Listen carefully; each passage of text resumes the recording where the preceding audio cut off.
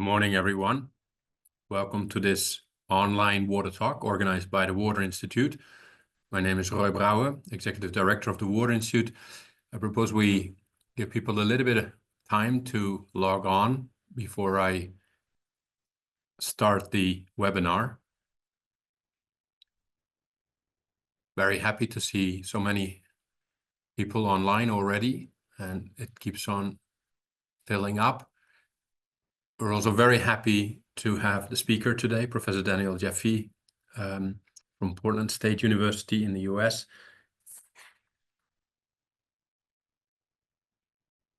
And without further ado, let's start.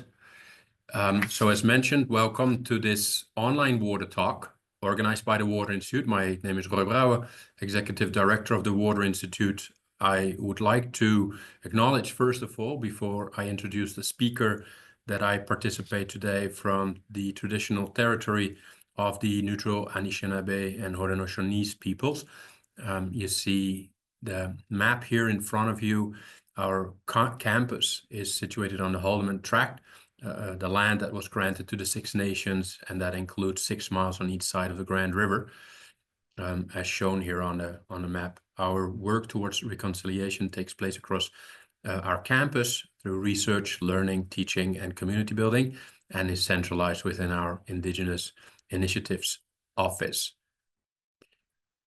I will introduce the speaker in a second.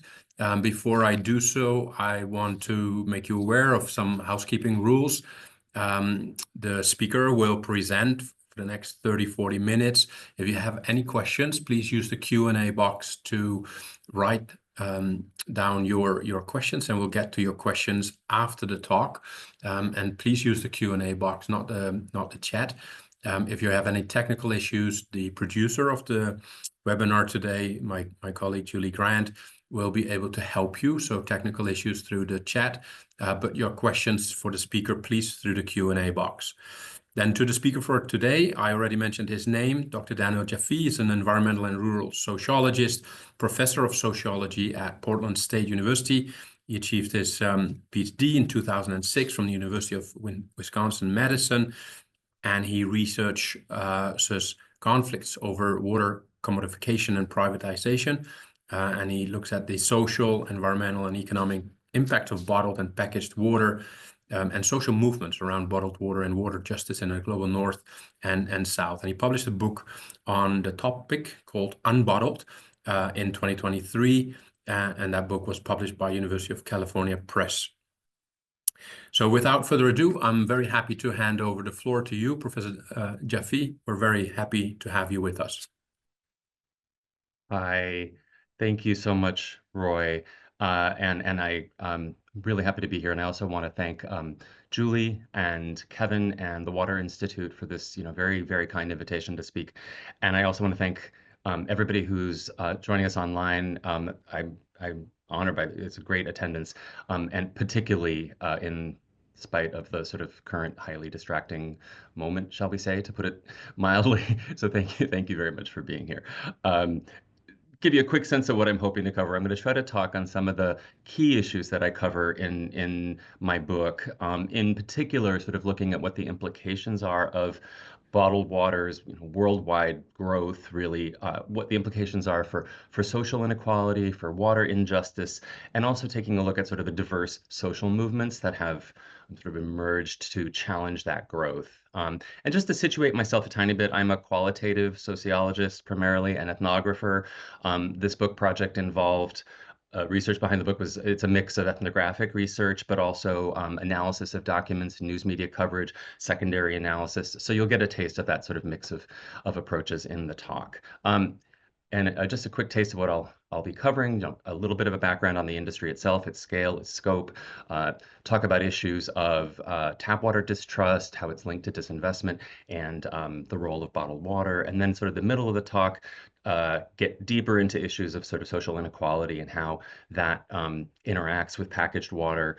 And then toward the end, take a look at sort of the two facets of opposition movements that I discuss, and then just wrap up with a couple of concluding thoughts. Okay.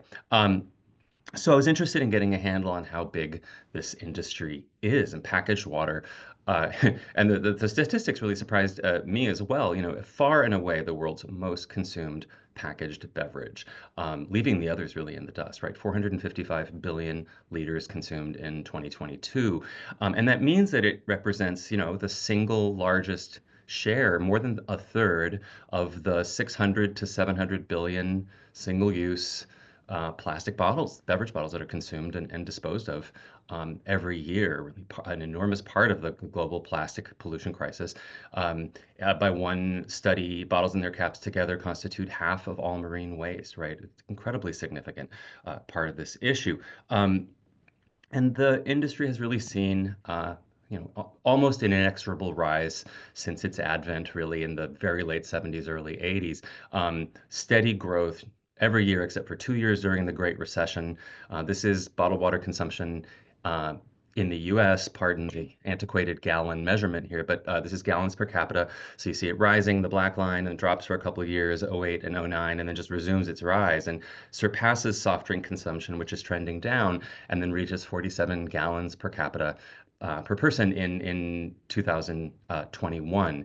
That's 178 liters.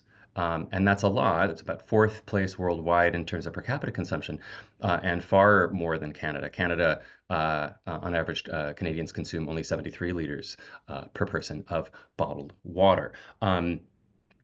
And I was interested also in the scale and how big is this industry, you know, sort of economically. We're looking at a $300 billion plus industry in terms of revenues in 2023, really slated to surpass $500 billion by the end of the decade. You know, the US were right around 50 billion, getting close to $50 billion. Canada, somewhere between 2 and 3 billion US dollars. And when you have an industry that is, you know, moving quick up on $500 billion, you know, that is really worth keeping our eyes on. I was interested in sort of understanding how significant bottled and packaged water is as a form of water commodification on a global scale. And I think that compared, say, to the private water utility services market, I know you had David McDonald here on a previous Water Talk, talked about privatization. That segment of privatization and commodification has gotten more attention, but that segment of the, you know, privatization has run into headwinds, remunicipalization, et cetera, cancel contracts. And so I think that within 1 to 2 decades, the packaged water market is very likely to surpass that private water utility services market as the most significant form of drinking water commodification on a global scale. So I think we need to keep our eyes on this. It's a product with an enormous environmental footprint. A study by Peter Glick and Heather Cooley, you know, as much as 2,000 times the energy cost of producing tap water when all told, you know, extraction, production, packaging, cooling, et cetera. And a newer study from Spain puts the total resource use at up to 3,500 times more than the equivalent volume of tap water. So a very significant environmental footprint. Uh, and then, you know, sort of there is, ironically, at least in the U.S., the large majority of bottled water sold on the shelves actually is tap water. It is taken from already treated municipal tap water systems, minerals stripped out, proprietary mineral mixes added in, and packaged and sold for hundreds to thousands of times more. This is not you know, almost two-thirds in the U.S. Not the case in Canada. The great majority of packaged water in Canada is groundwater or spring water. But this raises, you know, very important and fascinating questions about, you know, what are the implications of the leading bottled water firms, the you know, sort of large food and beverage firms, Coke, Pepsi, Danone, and Nestle have sort of led and dominated the market of extracting this water, piggybacking really on, you know, sort of a century more investment in public water systems to extract this and then to sell the product for hundreds to thousands of times more. So it's worth sort of keeping our eye on that. In terms of the research questions underlying the book, they, you know, included sort of, uh, I'm interested in, you know, what the implications of the growth of this industry are um, for our public water utilities for their continued ability to deliver that ultra high quality water for the purposes of drinking, but also what it means for water justice or water injustice, and for realizing the human right to water. And in terms of water injustice, or defining or operationalizing water justice, there's a robust literature on water justice. But suffice it to say, for the purposes of this talk, that I embrace the stance of critical water justice scholars, um, who argue for a definition or a framing of water justice that encompasses not just its economic and its material dimensions, sort of distribution or redistribution, but also cultural questions and its political dimensions, or issues of power, and issues of participation.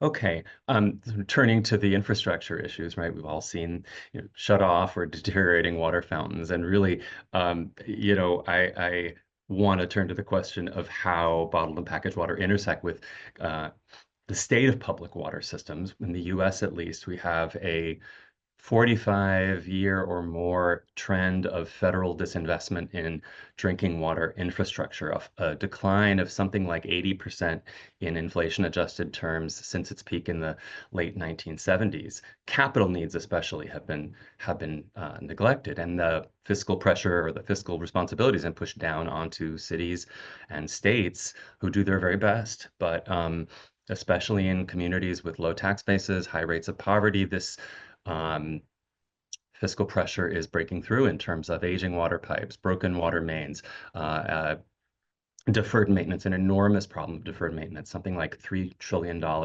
nationwide over the next 20 years, and some unsafe tap water crises, as well as the fiscal burden on cities results in soaring water bills. So we have now a real crisis of water affordability, water debt, and water shutoff. Something like 15 million people in the US have their water shut off for non-payment of bills at any one time. It's something like 5% of the population. Really quite remarkable. But also a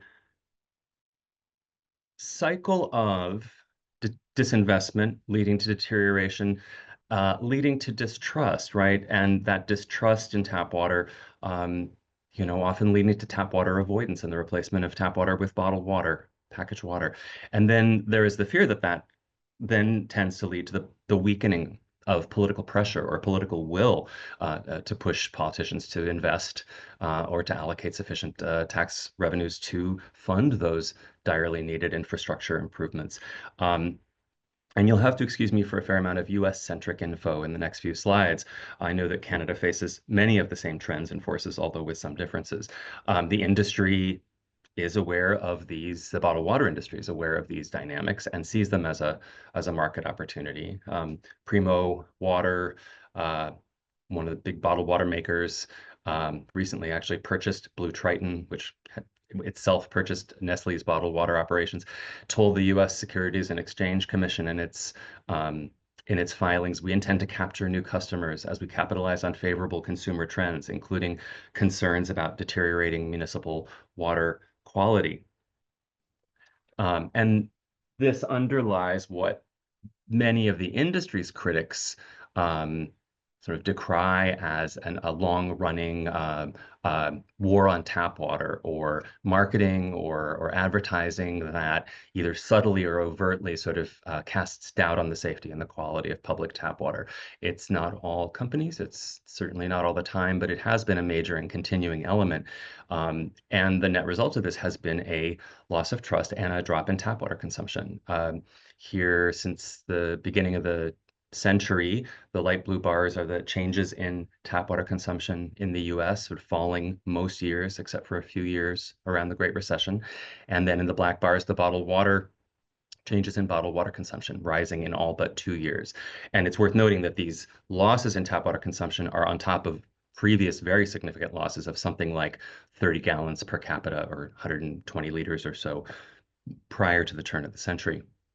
And then there is the role played by bottled and packaged water in crises or disasters of unsafe or toxic tap water in communities in the US, Canada, and elsewhere, communities that tend to be predominantly low income, non-white, indigenous, and in Flint, Michigan here, um, you may well know, hundreds of millions of bottles of single-use, single-serving plastic bottled water were the sole face of the public emergency response to the crisis for really the 7 years, beginning with the outbreak of the crisis in 2014, 2015, and residents lining up often for hours in cars to go to one of these water distribution pods here to pick up a couple of cases of bottled water, which they would take home and use for drinking, for cooking, for often for bathing, washing, etc. And these free distribution sites ended in 2022, at the end of 2022, but of course, thousands of residents in Flint still rely on packaged water. Many distrust the public tap water, despite the lead-lined water mains having largely been replaced. And this is a nationwide issue. I quote in the book an organizer from Flint, co-founder of the grassroots organization Flint Rising, Gina Luster, who said, if you go to the emergency room and you're sick, you're in triage. And that's how I look at this bottled water, is that it's a triage kind of thing. It's not going to heal us. It's just something to hold us captive, basically, until we figure this out. But there was nothing to figure out. Fix the dam pipes and the infrastructure, and we won't need this bottled water. Uh, and the phenomenon, of course, extends far beyond Flint. Um, Rural communities with groundwater issues, particularly in the southwestern U.S., predominantly Latino, Latina. Jackson, Mississippi, capital of Mississippi, an 80% African American city, long starved of resources to maintain its water system by the state government. Many argue that is a manifestation of systemic racism, and then the city's water system virtually collapsing in 2021 and 22, and again, packaged water sort of fills the gap. And in terms of and these obviously are clear cases of environmental injustice, water injustice. I think it's fair to say that at least in the US, we have effectively a two-tiered water system. The vast majority of tap water, public tap water, does continue to be safe, does continue to meet all federal safety standards. But on average, something like 7 to 8% of US water systems in any given year have at least one health-related violation of the Safe Drinking Water Act, our main water safety law. And those systems tend to be overwhelmingly concentrated in low-income communities, rural communities, and communities with high proportions of Black, Latino, Latina, and Indigenous residents, as well as small water systems, right? So this study summarizes that the proportion of Black and Hispanic populations in communities are strong predictors of drinking water violations. Public polling bears this out as well. When you look at polling, and this pattern holds true over many decades, the communities who are the most worried about the safety and the quality of their public drinking water are communities of color and low-income communities, right? Whereas white households and upper middle and upper income households are far less concerned. And this pattern holds true up to very recent polling as well. And these are the same communities who not only distrust their tap water the most or have the greatest fears, but also spend the most to consume packaged water, something on the order of a 2-to-1 ratio. And just to be clear about what I'm not arguing here, I'm not saying that this should be viewed as primarily a case of misperceptions. Notwithstanding, the industry's campaigns to cast doubt about the quality of tap water. But on the contrary, I think we need to view these patterns among these communities as a rational reading by people in disadvantaged communities of the uneven distribution of genuine risks and threats to the safety of tap water in the US today. This The second element of this justice question really relates to the higher cost of tap water. I'm sorry, of bottled water relative to tap water. I tried to, in the book, I did a cost comparison at my local chain grocery store of the cost of various packagings and brands of packaged water, and how much it would cost to meet the average annual consumption in the US of bottled water, 47 gallons per person for a family of four. So that right-hand yellow bar, depending on the brand and the packaging, could range from $250 for the store brand. That's filtered tap water to $2,700 if you're getting Aquafina from Pepsi, contrasted with the equivalent volume of public tap water on the far right-hand blue bar, 94 US cents, less than $1 for a family of four. So we are talking about hundreds to thousands of times more uh, than the equivalent volume of tap water. Now, I will acknowledge that if folks are turning to these kinds of sites for their packaged water, they will pay a bit less, although still significantly more than the equivalent volume of tap water. These water refill kiosks here on the left, or water refill machines like Primo's machine here, these kiosks are very heavily concentrated across the southern tier of the US, although they can be found just about anywhere.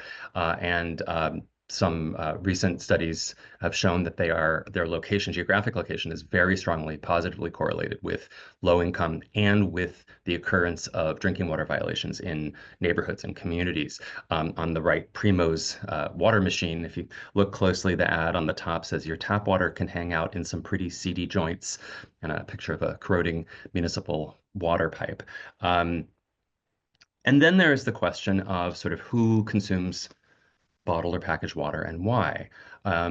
There is a sort of a traditional narrative that is still appears in some industry reports and literature, and occasionally in academic work. The idea that bottled water is consumed by those with discretionary income. It is a sort of an optional good for those with disposable income. And while that may have held true in the early decades of the packaged water industry, the 80s, the 90s, and clearly some bottled water segments of the market today are more expensive, premium water, et cetera. But a raft of studies, really dating back to at least 2010, drawing on large survey data sets from at least the beginning of the century, show exactly the opposite is true. And that bottled water spending actually ends up being highest in communities of color, lowest in white households. This statistic really stood out to me quite dramatically, that 57% of all plain water volume consumed by Latina, Black adults is packaged water versus only 30% for white adults. Very dramatic. And that 2-to-1 ratio tends to hold true across expenditure on packaged water as well. 1 in 5 now, US adults shunning the tap entirely for drinking, drinking only packaged water. And that was found to be up quite dramatically from before the Flint crisis. And finally, in terms of income, the finding is that bottled water spending ends up being inversely correlated with income, right? Contrary to expectations, tap water consumption was higher at higher incomes. Consumption of bottled water is higher at lower incomes. So, and I should note actually that the economic injustice is even more egregious if folks are having to use packaged water to replace water, not just for drinking, but also for cooking, bathing, and washing. And then I think we are really talking about expenditures into the hundreds and thousands of dollars per year on top of water bills that are soaring. I want to take just a moment to turn to say something about the role of packaged water and bottled water in large parts of the global South, places where either tap water service has not been extended to significant portions of the population, doesn't reach households, or does reach households but is either contaminated in transit or in storage, or cannot be treated to a safe standard, or is rationed. Water rationing doesn't flow consistently. And in these cases, dependency on packaged water can be even more widespread. And I'll just draw in a couple of examples from Mexico, which is a setting I know well. I've done research on and off in Mexico since about the mid-1990s. And these 20-liter jugs, these garrafones of packaged water, are quite ubiquitous. Mexico's an interesting case because it's also a nation with very extensive access to piped water. Official statistics say 94% of households have access to piped water in or near the home. And in fact, until about the 1980s, drinking from the tap was very common in most Mexican cities, but not today. Certainly beginning in the early 80s, public budgets were cut drastically in response to the peso crisis, the debt default, the austerity imposed by the World Bank, and then the Mexico City earthquake in 1985, and especially the cholera outbreaks of the 1990s. Really, you see packaged water consumption exploding. Also, water rationing is very common in most cities. And in those 30 years, I've really watched as these garrafones have just kind of become entrenched as this sort of parallel water system. And they are, the only source of drinking water for a vast majority of the population. Um, to nuance that slightly, similar to these kiosks that I pointed out in the US, um, there's while middle and upper middle and higher income households might consume branded packaged water, branded garrafones from the big four firms, middle and lower income households are usually turning to this segment of the market, right? The purificadoras, refill businesses where you bring your own container and they'll sanitize it and fill it, and they show the filtration right there, and tends to cost a quarter to a half of what branded packaged water costs. Um, a researcher in Mexico, Delia Montero, has done some excellent work on dependency on packaged water and spending. 90% of Mexico City residents depending on packaged water, and then the economic impact is quite significant. The poorest quintile of Mexico City residents, when you take household water bills plus the money spent on acquiring packaged water, the entire bottom quintile is spending at least 25% of household income to acquire water. Taking the bottom two quintiles, we're looking at that entire group spending at least 13% of household incomes. And I would just add that talking to another researcher in Western Mexico, in Guadalajara, I found out that last year during the severe drought, groundwater depletion quite dramatic. He reported that profiteering was the order of the day, and the cost of these garrafones suddenly doubled and even tripled in some places. And so, really, I think a powerful illustration of the risks of dependence on the market for drinking water. When a good essential for life is provided by the market, particularly an unregulated market, people must pay what the market demands, and I think some percentage will eventually inevitably go without. I also just wanted to mention that these struggles over bottled and packaged water sort of percolated up to the level of the UN Sustainable Development Goals, Development Goal 6.1, you're probably familiar with, universal and equitable access to safe drinking water for all by 2030. There was a decision made in 2017 by a UN agency to reclassify packaged water as an improved water source for the purposes of governments being able to meet their targets under SDG 6.1 to provide safe drinking water. And this was a controversial decision.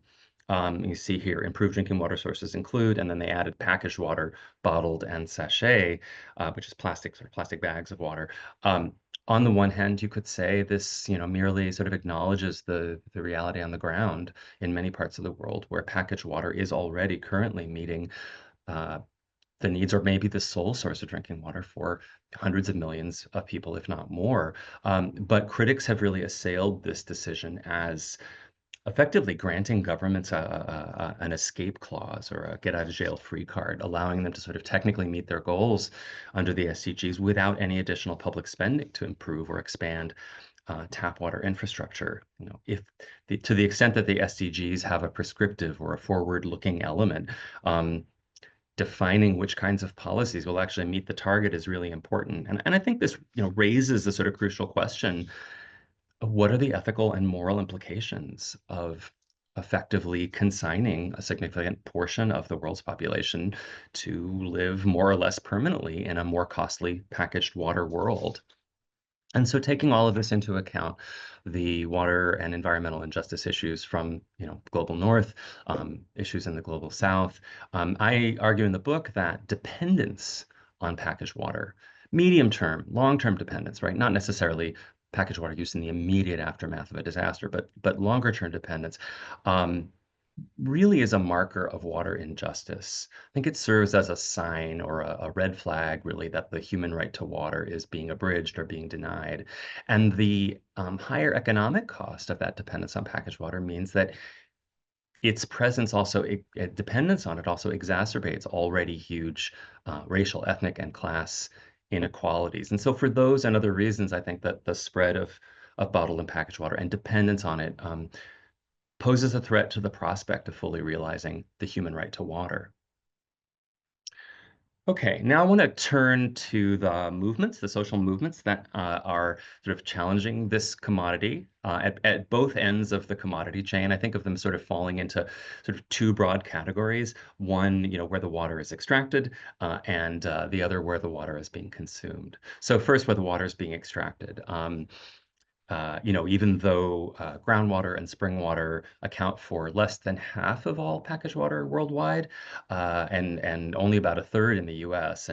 but the majority in Canada, this is where the biggest flashpoints tend to be, right? These are local communities, particular uh, specific water sources where communities have strong attachments to local water, so they tend to be where the flashpoints are the strongest. And the book, I do kind of a deep dive into two ethnographic case studies of specific local and regional struggles over extracting or proposed extraction of groundwater for bottling. The first is in Oregon, near where I live. The really a decade-long struggle over a proposal by Nestle to build a large plant to bottle what was actually state-owned spring water in Oregon's scenic Columbia Gorge in a former timber mill town, hard hit economically.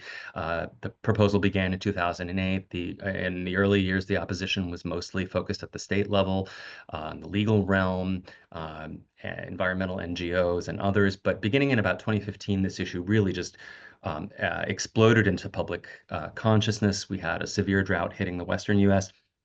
The proposal was put on a fast track for approval, waiving environmental public interest considerations. And you saw the appearance of a really diverse, fascinating local coalition, the Local Water Alliance, which encompassed local business people, farmers and orchardists. This includes the Hood River Valley, where we have a lot of high-value tree fruit, recreationalists, fisher people, and crucially, both individual indigenous activists and also later on the formal tribal governments of the four Columbia River tribes, Warm Springs, Yakima, Umatilla, and Nimiipuu or Nez Perce. And this diverse coalition was very pivotal, not only in the ballot measure campaign, but tribal involvement also influenced the sort of the overall trajectory of the proposal. This coalition placed a ballot measure on the local county election ballot in 2016, 1455 here, which would ban water bottling across the county, and they were up against a well-financed counter campaign by Nestle. And when the vote happened, the measure passed by a resounding margin, 69% in favor. This is one of the rallies that took place at Oregon State Capitol. And I'll just underline that that the involvement of tribal governments was crucial in terms of framing this issue as a threat to Columbia River salmon, their first food, and thus to treaty rights under the 1855 Columbia River treaties, putting pressure on Oregon's governor, who eventually canceled the plan in 2017, about a year and a half after the ballot measure passed. And then closer to home, where you are, apologies to those of you who I know the story already, but I suspect some people are joining us from further afield or watching the video from further afield, so bear with me. In Ontario too, 2000, Nestle acquired a bottling plant near Puslinch and Aberfoyle, an on-site well plus a satellite well, enabling it to, with permits to extract almost 5 million liters per day of groundwater. And of course, this part of Ontario being almost entirely dependent on groundwater for all uses, and it's the highest volume of any water bottler in the province. And then in 2007, I know we probably have some folks in the audience from the Wellington Water Watchers emerged in opposition. Uh, and then Nestle moved to acquire another well site in the town of Elora to the north. And there, another grassroots group rapidly emerged, Save Our Water. Here they are in their Dominion Day parade. Very artistic group of folks, and the two groups have collaborated extensively, and really, I think, have managed to, and along with their allies, have managed to shift the politics around water bottling and this industry and this proposal quite substantially, making it a really volatile provincial issue. In 2016, the drought of 2016, you all probably remember,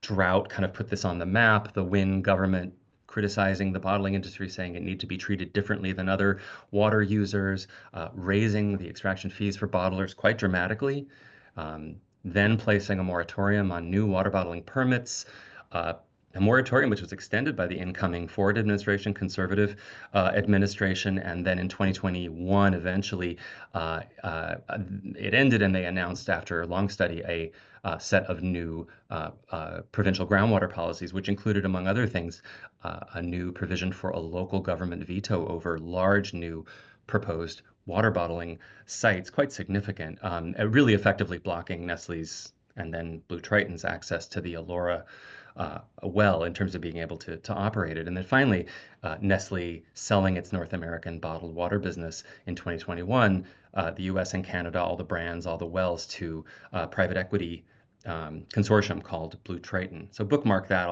I'll sort of come back to it. And I will just maybe mention very briefly, to step back, a couple of observations on both of these cases.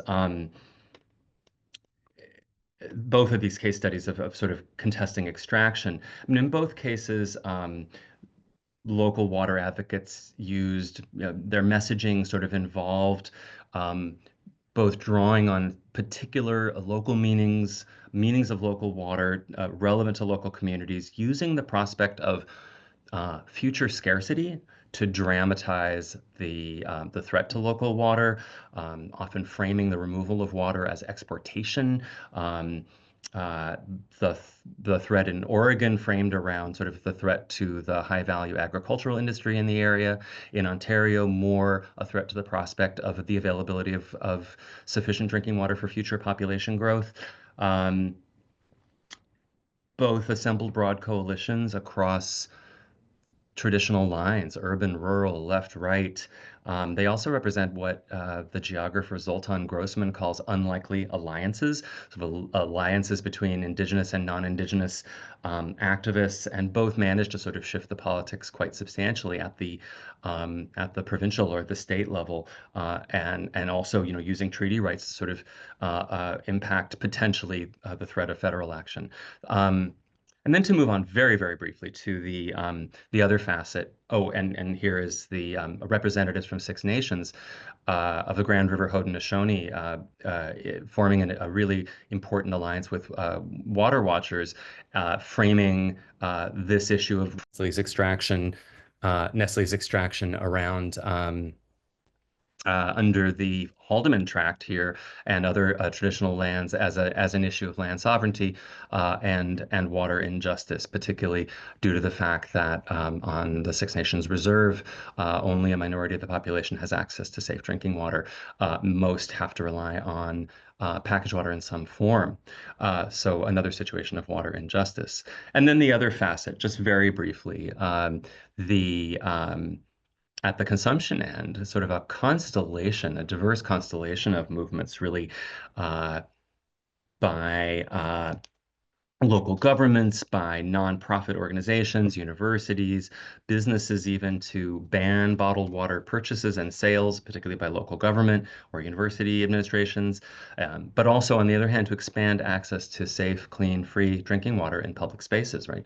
Installing these clean, shiny new fountains and hydration stations with refilling fixtures, window stickers denoting businesses willing to fill up your bottle for free without a purchase, apps like the Refill app, which says it has 340,000 free refill points around the world that you can find your nearest one, or analogous initiative in Canada, Blue W right there at the bottom. And here we are in Sydney, Australia on the right. This is really taking off, proliferating.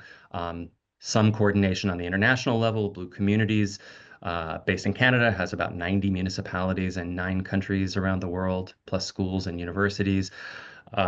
And I sort of tried to tot up the largest cities that have passed these policies, and I calculate that approximately 14 million people in Canada, something like a third of the population, and about 210 plus million people worldwide live in jurisdictions that have passed these policies to ban or restrict bottled water and expand public drinking water access.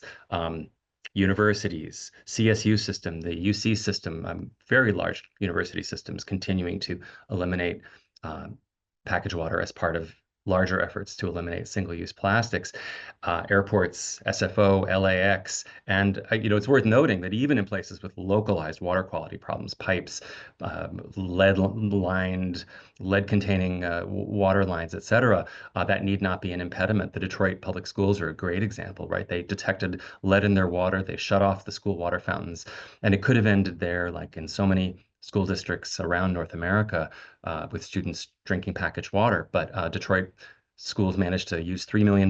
They installed these lead-removing hydration stations in all of their schools and bought metal refillable bottles for all 50,000 Detroit public school students, turned back on the water fountains, and they've really reinvigorated a culture of turning to the tap for drinking. And the impact of all of these policies and these movements is, I think, now starting to become apparent. I've extended that chart that I showed you at the beginning of the talk by 2 more years. The blue bar is bottled water consumption in per capita in the US, and I'll blow it up for easy viewing. So in 2022 and 2023, bottled water consumption actually fell. First time ever not during a recession, and really only the third and the fourth year ever in 40 some years of the bottled water industry. I think this is really remarkable and quite significant. It's a sea change, and it's not only in the U.S. Here's packaged water consumption in Canada. It has leveled off at just over 72 liters per person, and around the global north, the same thing. Here's Germany tapering off. A lot of this really getting going right around 2018, when China passed its national sword policy to ban plastic imports of plastic recyclables, and the movement around single-use plastics kicks off. And I won't bore you with, I could show you a slew of these similar charts from across the global north, and even some countries in the south. Worldwide, even packaged water consumption is now projected to sort of flatline in the coming years. And the industry is aware of this, that they are concerned.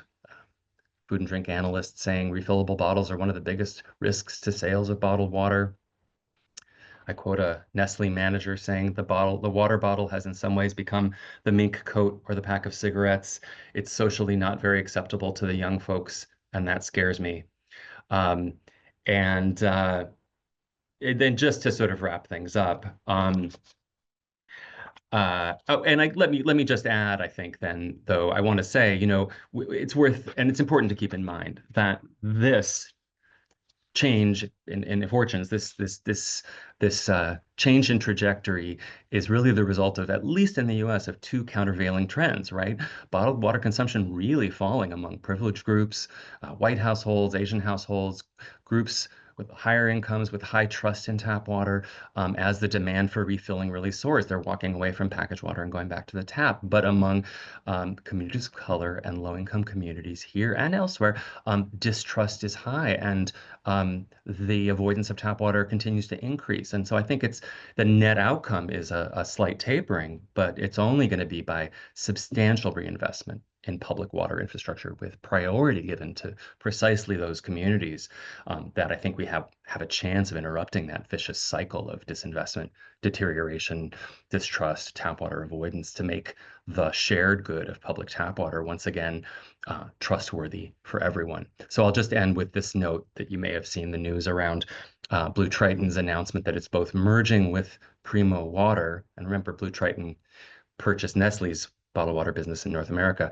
but also is closing all of its operations in Ontario, including Canada's largest water bottling plant and its wells, et cetera. And I think you can read this as, at least in part, a, a product of the combined impact of both of those facets of opposition movements, both in terms of reducing demand for its product, particularly in Ontario, stigmatizing packaged water, but also the concrete results of policy results of the local water advocacy movements in terms of higher extraction fees, the local veto, et cetera, heightened regulation, as well as your new EPR, extended producer responsibility laws. So I think you can think of all of these as sort of forms of the partial decommodification of water.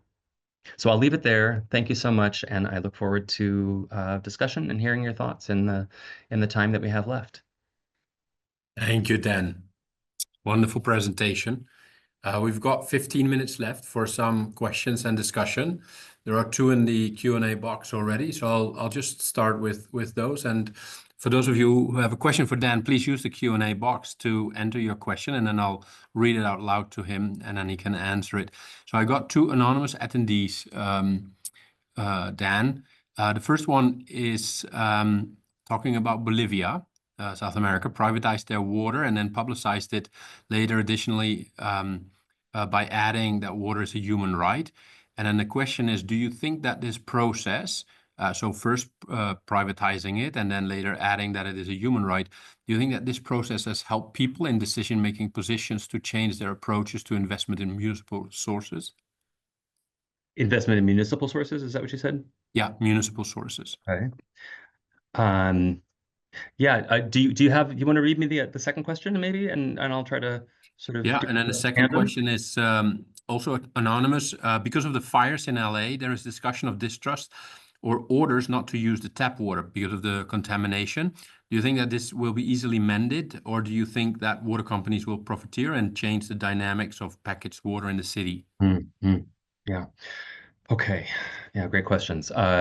Boy, in terms of the water wars in Bolivia, this was my entry point into sort of studying this issue. Was initially I was very interested in water privatization, drinking water commodification, particularly in the global south, and then the counter movements that have emerged. And Bolivia was obviously one of the earliest examples in 2000 in Cochabamba, and then in 2005 in El Alto, and those privatizations were reversed. And indeed, Bolivia is one of a few countries that did manage to incorporate into their constitutions the human right to water and keeping water public. As well as, I believe, Ecuador and Uruguay, if I'm not mistaken. And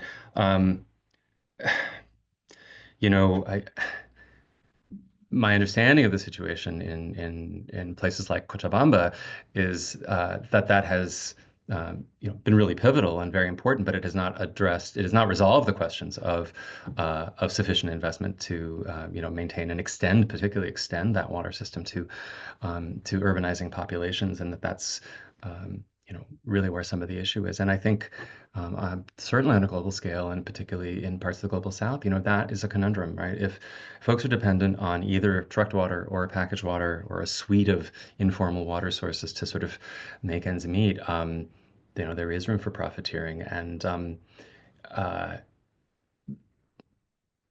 advocates for public water, advocates for water justice, that sort of advocate a model where we do, have to somehow return.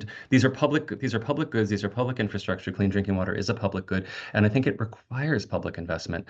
And certainly, while it might seem like a big reach, particularly in places like the outskirts of peri-urban areas in Cochabamba, extending water systems, I think, is imperative, but certainly not to shortchange solutions like rainwater harvesting or other localized. I mean, and advocates for water justice also talk about, particularly in Latin America, the importance of community water management. Now, on the fires in LA, distrust. I mean, this is it's so important. and you could sort of apply this to any sort of high-profile crisis that either that impairs water quality locally, or and sows distrust on a broader level. I mean, obviously, if a drinking water source is rendered unsafe for a short period of time, people need safe alternative sources to drink. And you have to work with what's available.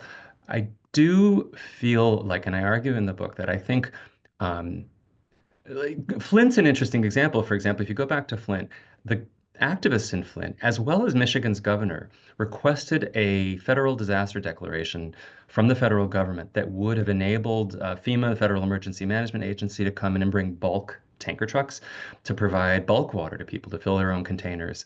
That declaration was never granted. And so, by default, for the duration of the disaster, the crisis, single-use packaged water becomes the sole face. So there is no, it's not inevitable, and I think that it would behoove local, regional, and federal governments to develop the capacity, emergency response capacity that does involve bulk water provision precisely for these reasons. Water buffaloes, water tankers, you could see that working in a place like LA, but obviously people need safe water um, immediately when the tap water is not safe. That's primary. Yeah. Maybe a quick question from my side as a follow-up. So you show very clearly in your book that the price of tap water is so many times smaller than the price that people pay for bottled water. What would be needed, in your opinion, to make people increase their willingness to pay for tap water, to also allow municipalities, for example, to use more cost recovery water rates, to invest in urban or in public water supply? Yeah. Well, that's just an important question. I think I've sort of hinted at one of the drivers of these costs, well, of the difficulty of investment. I mean, we had a model where the federal government really stepped up and provided, a very substantial share of capital costs and maintenance costs, particularly capital costs, back in the 60s and 70s and even 80s, and that enabled local governments to sort of provide these services without passing on rate increases. And it's only from the sort of federal government's stepping away from that in a dramatic way that the costs and the price pressures have passed through the system.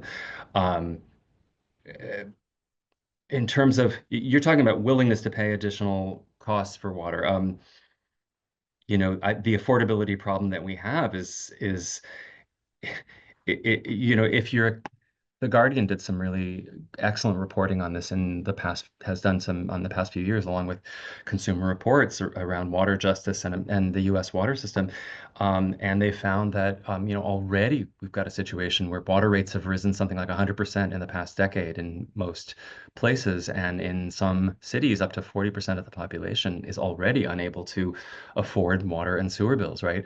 One study I know said for low-income households, water and sewer bills currently on average constitute over 12% of household income, whereas the guideline for affordability is 4.5%.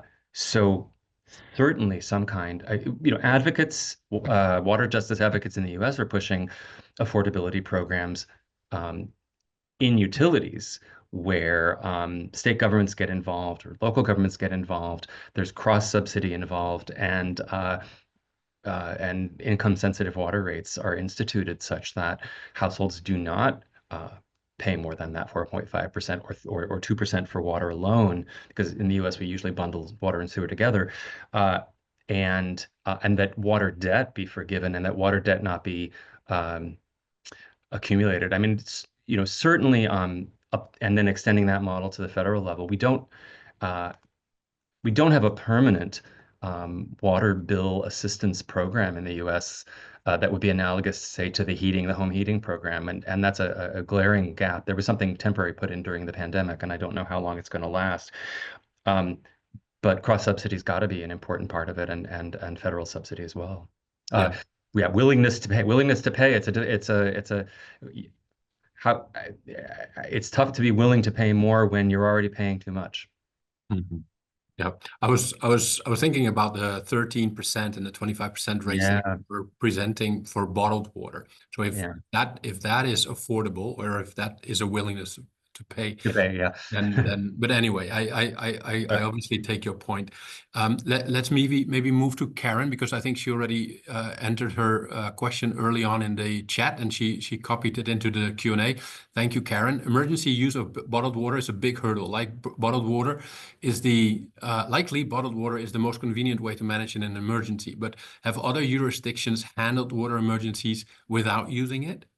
Are you aware of any cases where no bottled water were used? You were talking about trucking it in.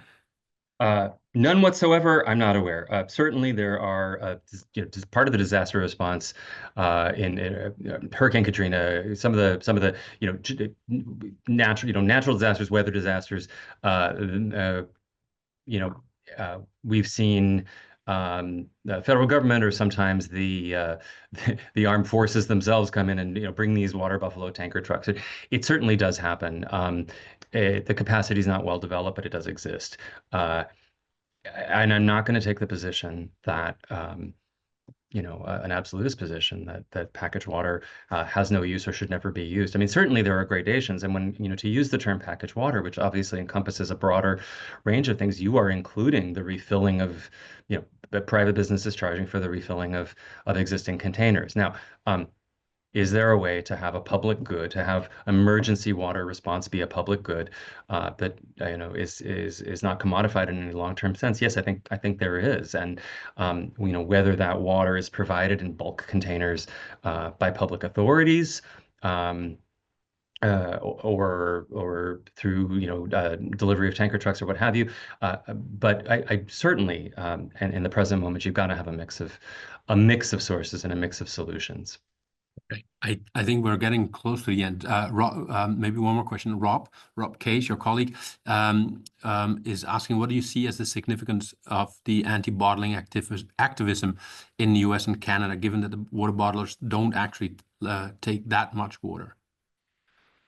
The industry goes to great lengths to argue that its water taking is a minuscule fraction of total water takings. I know in Ontario that was a case, and it's certainly true in absolute terms. It is a relatively small amount. In the California drought back in 2015, there was a lot of pressure on the industry around its continued water takings, and they argued that their takings in California was something like the equivalent of 1 or 2 golf courses per year. I think the best response to that, and I actually, have a passage on this in the book. I quoted the water expert Peter Glick, who talked to me about this, and the answer is that may be true, but it's also not actually a relevant statistic in most cases. What's far more relevant is what proportion of water in a given watershed, in a given aquifer, in a given basin industry is taking if it's extracting. And in some locations, the extraction of groundwater from particular localities can have and does have serious effects, potentially even irreversible effects on local water availability for ecosystems, for local farms. Wells have been known to go down or dry up in Southern California around Nestle's, or now Blue Triton's, water taking in the national forest. There's been some contention that it has depleted water necessary for ecosystems, and so I think if you bring your focus into the local, there can be concerns about high volume water extraction from particular sites and localities. Okay. Thank you so much, Dan. Thank you very much for your presentation. Thank you very much for answering the questions. We have two questions from an anonymous attendee left. Both of them refer to atmospheric water generation. One asking you if it's a democratic approach. The other one is whether there's any funding opportunities for these kind of new technologies. We cannot, so I can ask Dan to answer these questions offline afterwards, if Dan agrees. But we cannot then we don't know who the anonymous attendee is. So if the anonymous attendee wants to email Julie Grant, who's producing this session, please let her know your name, and then I'll check with Dan if he's got some time to look at your question. I also now see a question popping up from Donald Siparis. We can do the same with him. I would like to close here because we're 1 minute before the hour, 1 minute before 1 p.m. here local time. Once again, Dan, thank you so much for your very insightful presentation. It was Thanks so much, Roy. very Really enjoyed being here. perfect. We enjoyed having you here. Thank you all who participated online. We hope to see you again in about a month's time on February the 20th. We'll have Dr. Ryan Emanuel, professor of hydrology at Duke University, who will be presenting on the swamp, indigenous environmental justice across North Carolina's coastal plain. This will be an in-person event in the DC Center, the Davis Center, in room 1302. And it starts at 11 a.m. So we look forward to see you then next month on the 20th. For now, take care, stay warm, and Dan, once again, thank you so much. And I'll contact you about the remaining questions if you don't mind. And Julie, thank you for the production in the background. Thanks, Roy. Thank you. Bye, everyone.